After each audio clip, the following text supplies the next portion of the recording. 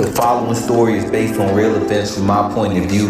Due to self-incrimination and privacy, 98% of the names been changed and pictures been blurred. I don't own the right to the instrumentals or some of the pictures, but I do own the right to some of the pictures though. Chapter 18, Army Life. So while I'm spending my last few days as a civilian, Duke ended up moving in with his sister. His sister Dream and Rod used to be a couple. The way they linked up was wild. So one day Rod was chilling with Duke in Columbia, and Duke's older sister, Tech 9, aka the big homie, you know what I'm saying? She was the one that looked out for us and showed us the ropes on a bunch of different stuff. But anyway, her and Dream had a crib together, and her boyfriend was tripping. Tech 9's boyfriend started talking reckless, so Raheem hit him and he fell down the stairs. And Raheem's like, get the fuck up out of here. So Raheem ended up staying the night after he left, and Raheem was chilling with Dream, and then they ended up linking up and being a couple. But now that Raheem found out Duke messed with one of his exes, they wasn't really on good terms. And there's nothing I can do to stop it because I'm on my way to the military. So off we went. I went to meet everybody at the airport in Atlanta. Then we got on the shuttle bus to go to our fort, which I'm not gonna say the name of the fort because I gotta keep things private on this video or this chapter. But anyway, we went to the fort where I was supposed to be training at. When I got there, I was like, damn, all these people look young, like they fresh out of high school. And I'm 24 years old at the time. Once we got to the base, they ended up giving us all kind of different tests. Like we had to do all kind of fitness, physical tests and blood tests and blood work and all this. And then they ended up shaving all our heads bald. After going through the booking process or intake process, whatever it's called, they had all of us lined up and dump our book bags out. When I dumped mine out, it was a bunch of condoms. And one of the drill sergeants told the other drill sergeant, come here, look at this, he got a bunch of condoms. They was like, you gay, boy? I'm like, what? He like, oh, what? It's sir, and are you gay? I'm like, no. He like, well, why you got condoms? I said, in case I run into any girls. He like, you know it's all men's base? At that moment, I was mad as fuck and I was ready to leave. I had no idea that I was going to the only all-men's military base. Ain't that a bitch? I thought I was gonna be like Renegade and be on a base full of shorties and be having a lot of shorties. But I ended up on a fucking men's base and it's hardcore military training because I was gonna be in the infantry. So it's like jail. The only good thing we had in the first 2 weeks of us being there was the food. They was giving us burgers, hot dogs, chicken nuggets. We was eating good for the first 2 weeks and we was still in our civilian clothes transitioning to our military clothes. We had to get fitted for all our clothes and stuff. But after 2 weeks of getting fitted and doing all the, fitness tests and physical exams, it was time for shit to get real. So we all got on the shuttle bus and they were telling us we going to the barracks. For the whole time I was there, the whole 2 weeks, we wasn't doing really no push-ups, sit-ups, none of that. We got yelled at a few times, mainly because of this one dude named Chambers. That nigga was wild as fuck. Like while the drill sergeant was talking one day, Chambers like, man, shut the fuck up. And they pointed him out, everybody snitched on him, pointing him out, and he ended up getting smoked and had to do a bunch of push-ups. And that's what it's called getting smoked when they make you do a bunch of push-ups. But that was it. Other than that, everything's been cool. Except for when it was time to lay down, they told us we couldn't touch our beds. So the first 2 days, we've been awake for 48 hours without going to sleep. That shit was torture. But we was eating good and all that shit. And we was taking naps sitting in Indian style. That was the only sleep we got. But anyway, we got on the bus, and when we got off the bus at our barracks, that's when I got the real deal military hardcore training. Immediately, they snatching us off the bus.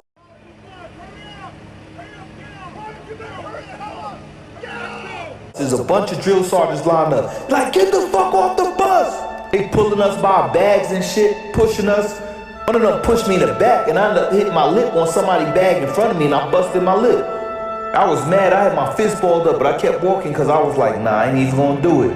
I'm glad I didn't from how I see, like, from the shit I learned later on, I'm glad I didn't try to fight them there. Main thing was to try to blend in because we had a lot of heavy set and skinny people that was always getting yelled at because they couldn't keep up. So I was just trying to blend in. But man, they was putting us through hell. Immediately we getting yelled at, we getting smoked, we working out like crazy with big ass rucksacks on our back doing push-ups and shit. One dude was like, drill sergeant, I gotta pee. He said, well, piss on yourself. And the dude pissed on himself. And then the drill sergeant made him lay in it. Our boot camp was for 3 months. And I'm like, damn, I gotta survive this shit for 3 months? Our first night was hell. We was getting smoked like a motherfucker. Everybody tired and shit. But what's funny is, You know, when you in the military, you meet people from all over the world, and I end up being cool with these two Bloods that was there, but they was from a whole nother unit. They end up getting transferred to another unit. They had me in the 2nd platoon, and my battle buddy, he was from New York too.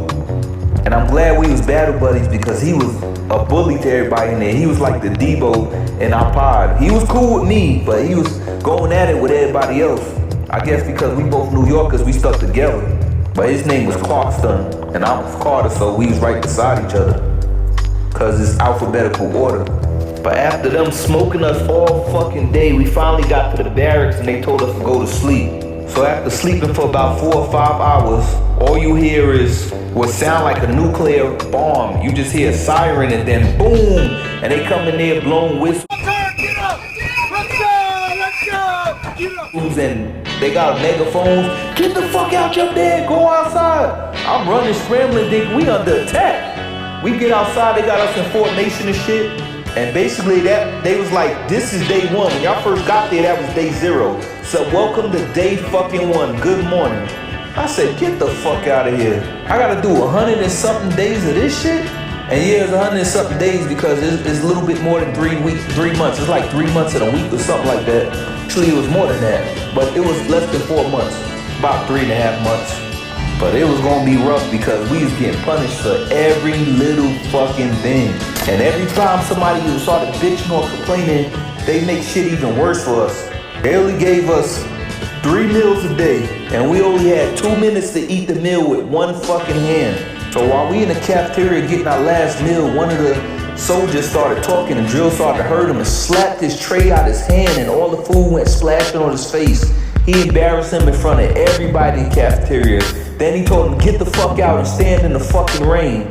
While the rest of us was sitting there eating, he was outside in the rain just standing there with no food, with food just all over his face. He didn't get to eat nothing. And they made us hurry up and throw our food away. And as we throwing our food away, I'm by the trash can. I'm like, fuck that, I'm eating this shit. And one of the soldiers like, man, stop, Carter, you gonna get us in trouble. I'm like, man, shut the fuck up. And I stuffed that food in my mouth. I didn't want to be a bully, but some of these teenagers used to piss me off, and I always had to put them in their place. He was always afraid of getting in trouble, but at the same time, they used to do a lot of bitching and got themselves in trouble and got all of us in trouble. One dummy got caught eating, so drill sergeants made us all line up and said, when we tell y'all to throw y'all food away, that means throw it away, don't eat it. So I got a feeling y'all feel like we not feeding y'all enough. And the drill sergeant said, we're required to feed y'all 3 times a day. So since y'all want to be little bitches, I got something for y'all the next day. So the next day, it was morning time for us to get our breakfast, but they gave us 3 MREs. They gave us 3 meals. And he said, we're required to feed y'all 3 times a day, like I said. So here go all 3 of y'all meals at once. Y'all will eat this and won't eat no more for 24 hours. I said, what the fuck?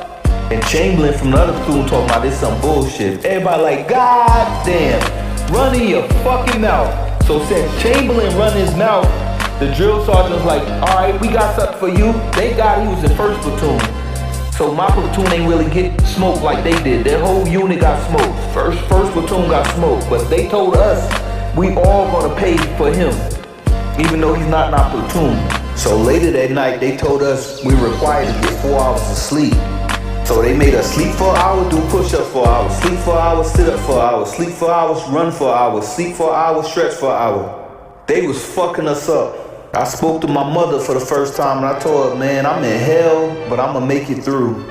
And I only had like 2 minutes to speak to her, so I kept it brief. We were not allowed to use our phones. And when I was talking to her, my phone died. But somehow my alarm was set on, even though my phone died. So the next morning, my phone started going off. And I had the MC8 ringtone. My phone was like, wake your punk ass up, wake your punk ass up. So the drill sergeant couldn't sleep because it woke him up. And he ran in, he said, who the fuck phone is this? I was like, mine, this motherfucker slammed my phone on the ground. And he said, since my phone kept going off, I gotta carry my duffel bag and I gotta fill it up with boots and I gotta wear it for 24 hours. So for 24 hours, I had a big ass rucksack duffel bag on and I was doing push-ups in it. Somehow I was trying to do sit-ups with it. I was jogging with it. I even was eating in the cafeteria with it. I looked crazy as hell doing pull-ups with that shit on. They was torturing the shit out of me. all that torture did was made me go fucking crazy. After being there for a few months, taking 15-second showers, 2 minutes to eat, and only 4 hours of sleep, I became crazy. I started liking to do push-ups and sit-ups and get in trouble. While everybody was breaking down and crying, I'm probably the only one that never broke down. I never broke down and cried while I was in there. I guess I was already broken. Remember one day we getting smoked and we all doing push-ups. Everybody sweating and falling down and shit. Drill sergeant like, y'all better get up or we gonna do more. So out of nowhere, I just had this burst of energy. And I'm like, yo, get up, let's go, let's get it. And I just started doing my push-ups fast. I'm running the place, doing the hit-it drills. I'm doing all that. I'm like, yo, y'all get up. And I seen the drill sergeants looking at each other. Well, after that, they made me the PG, which means I was in charge of the platoon for a day. And giving me that power made a lot of people dislike me. I had to start the cadence, I had to make everybody march. I was doing all the good shit because I was the PG. So I was in charge. And immediately I started arguing with everybody because people was purposely fucking up because they ain't like me being a PG because they was some racist motherfuckers.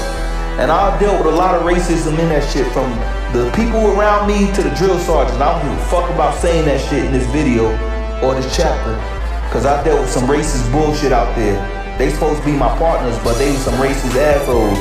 But it ain't matter how they felt about me because First Sergeant, he admired me for some reason, I don't know why. But he got a little too comfortable one day. It was cool, but as we was running, he said, let me get your canteen. I think he gonna get a little swig of my water. This man puts his mouth on my canteen and hands it back to me and say, thank you. I'm looking like, my nigga. Oh, hell nah. But it's crazy how he was cool with me because he was vicious to everybody else but cool with me. I don't know what he seen in me, but he was cool. And after being there for a few months, I started seeing my body changing. And I was happy to see that, but at the same time, I was getting a little depressed. For one, when it was time for everybody to get their letters, I never received any letters.